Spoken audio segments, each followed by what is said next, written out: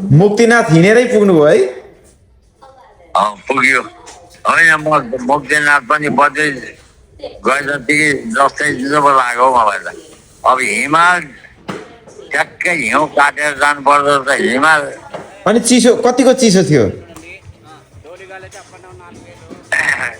चिसो उँधो उँधो जुमसुमतिर त्यता आउँदो चिसो थियो ज्यादै नै। उही पुगेपछि त त्यति साह्रो चिसो भएन, घाम पनि लागे। हजुर ए उही पुगेपछि चाहिँ चिसो भएन त्यति धेरै होइन? झन्डै झन्डै तपाईँहरूलाई आधी आधी दिन जति लाग्यो हिँड्दाखेरि है तलबाट माथि? होइन निकै रहेछ नि त। ए निकै रहेछ है? निकै रहेछ।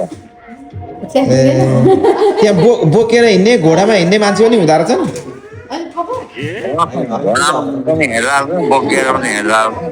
ए कस्तो लाग्यो त तपाईँलाई समग्रमा अहिले उहाँ पुगिसक्दाखेरि चाहिँ? मलाई कस्तो लाग्यो भने हजुर कतै बोकिएर जानु पर्यो अथवा बिमारी भयो भने म बर्बादै भएँ।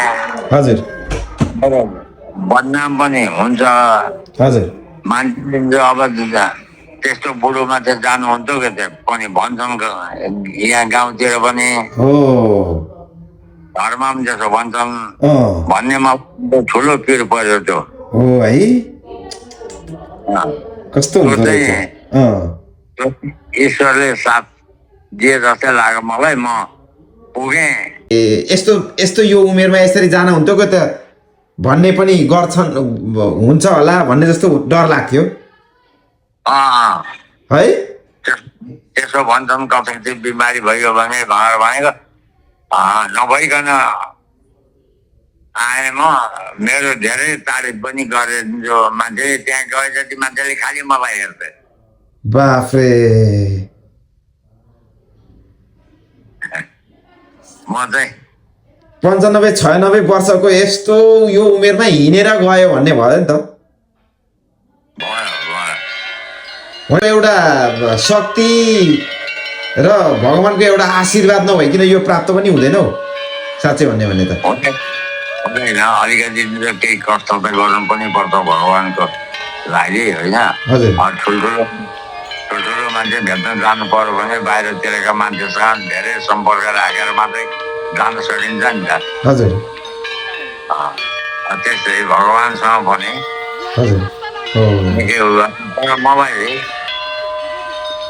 जे होस् त्यो बोकेर जानु पर्यो भए पनि मलाई त्यो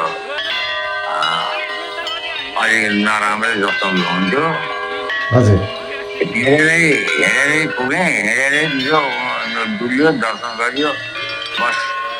त्यहाँबाट झर्दाखेरि त के खतरा खतरा घरि गएँ। कति गाह्रो हुन्छ तपाईँलाई त्यो एउटा शरीरलाई उठाउन नै गाह्रो हुन्छ त्यो त्यो आफू अलिकति असक्षम छ भने होइन? बिरामी भएको बेला हामी जस्तो अलिकति डरै मान्छेलाई पनि शरीर उठाउन त गाह्रो हुन्छ, हिँड्न गाह्रो हुन्छ भनेपछि त्यो उमेरमा भित्र लुक लुक लुक लुक भए जस्तो कस्तो कस्तो हुँदो रहेछ। मान्छेले जिउ छाडिहाल्नु भने जस्तो जस्तो पनि हुँदो रहेछ है? त्यस्तो पनि हुन्छ। तर म चाहिँ ठट्ट त्यस्तो हुन्छ यस्तो पछाडिपट्टि फर्केर उँधो हेर्दै र अनि के अरे अचार खान्थेँ। हजुर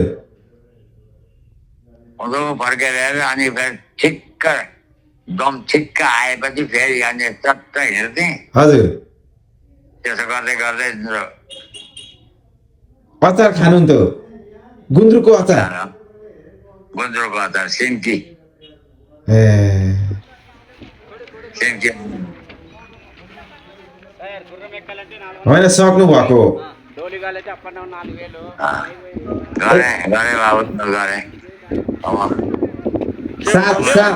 सात धाम घुमेर अब मुक्तिनाथ पनि घुमिसक्नु हो। जे होस् हिँड्नु न ऊ त यता मेरो पछि पछि आउनु जानु गएँ आरामसँगले आएँ। अलिअलि अब हातबाट दुख्नु गर्नु भनेको स्वाभाविकै हो। त्यस्तो उस्तो अब भइहाल्छ तर केही भयो राम्रोसँगले आइपुग्यो लागि यो खुसीको एकदमै ठुलो खुसीको कुरा हो। अब के अब बोकेरै जानुहोस्, अब सुरुदेखि नै टेन्सन केही पनि नहोस्, बोकेरै जानुहोस् भन्ने खोजेको थिएँ। ठिक भनेको हो बिनका पनि त्यसै भन्थ्यो नि बरु 2-4 सय बढी नै दिनु बोकेर जाँदा पनि भन्छ बिनका पनि कहिले पनि त्यही भनेको तर मेरो आत्मामा चाहिँ ए बाबा हो नबोकिकन हेरेर नै पुग्यो भने त बाध्य नै भन्ने एकदम भगवानले म तपाईँले चाहेको जस्तो एउटा जीवन प्राप्त भएको रहेछ, जस्तो त्यो ठुलो कुरा हो। होइन मान्छेले नि मैले यसो सोध्छु होइन, मान्छेले धेरै पैसा कमाउँछन् अरे होइन, ल मिलियन बिलियन डलर कति पैसा ल आफूलाई मात्र नभएर जति खर्च गरे पनि आफ्नो पुस्तालाई पुग्ने सम्पत्ति पनि मान्छेको छ होइन छ। तर त्यो मान्छेले त्यो सम्पत्तिलाई अन्तिममा मान्छेले बाँच्नको लागि सबै सम्पत्ति पनि सकेर भए पनि बाँच्न खोज्छ र पनि मान्छे बाँच्न सक्दैन। 90, 95, 96, 97 तपाईँको उमेर जस्तै त बाँच्नै सक्दैन कति होइन, बिलिनियरहरू है, धेरै नै पैसा भएको सबै पैसा खनाएर बाँच्न खोज्ने मान्छे पनि भनेपछि यो तपाईँले त सबैभन्दा धनी भइहाल्नु नि त्यो हिसाबले हेर्ने भने त। आफू सबैभन्दा बढी बाँच्नको लागि त हो,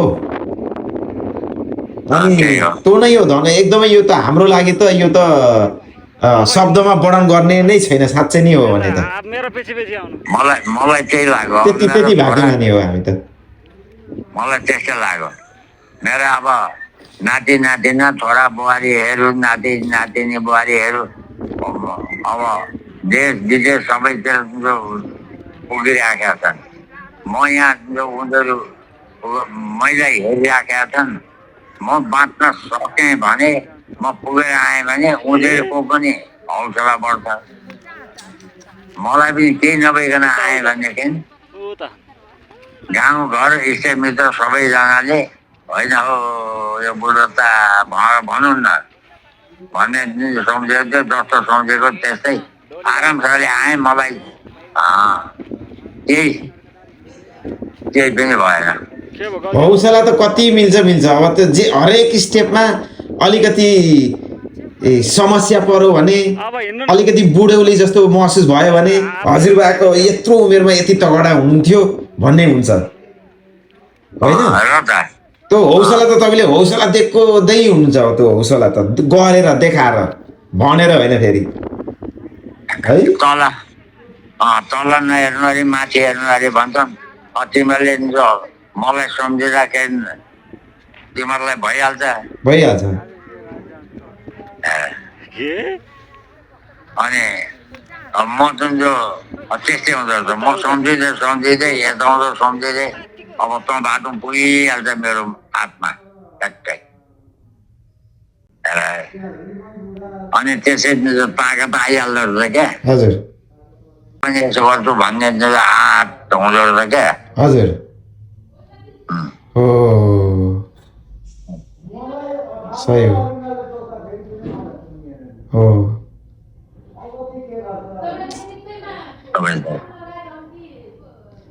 चिन्ता नगर्नु हजुर, ढुक्कले बस्नु। अब भगवान्कै त्यो मुक्तिनाथै पुगेर आउनुभयो, सबैतिर घुमिसक्नुभयो। त्यो भगवान्को आशीर्वाद भरै हो क्या यो हुन चाहिँ। त्यो त्यहाँ नबोकिकन हेरेरै पुगेर आउनु चाहिँ ठुलो भाग्य हो मेरो। हो हातमा गर्ने भने धेरै लु सर्वेक्षणै गर्ने भने यो उमेरका मान्छे हिँडेर होइन पुग्नु भनेको चाहिँ कम होलान्, कोही होलान् तर धेरै कम छन् भन्ने कुरा चाहिँ हुन्छ। तिमीहरूलाई भन्नु पनि सजिलो भयो। हजुर अब हिँड्नु न। अब यस्तो भयो अरे हाम्रो हजुरबा जन्मबहादुर बिमारी हुनुपर्छ यस्तो भएछ भन्नु परेन। ठमठमै पुगेर फर्केर आउनुभयो भन।